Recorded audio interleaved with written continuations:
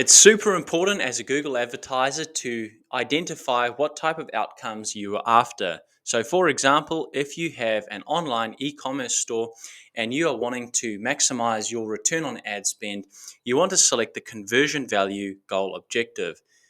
Doing that will allow you to set a target return on ad spend. Now, the percentages work on the basis of 100 is a return on ad spend of 1. So, for example, for every dollar you spend, you get a dollar back on 100%.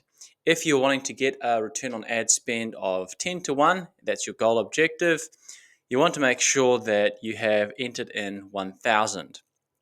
Now, if that goal objective is uncertain at the moment, you may just want to try and get as many conversions as possible. However, once again, you are also able to set a target cost per acquisition goal so that your costs don't blow out unnecessarily. Say, for example, your product sells for $50 and you want to try and acquire new customers at a rate of $20 a piece. We've ticked the target cost per action goal and we've set it at $20.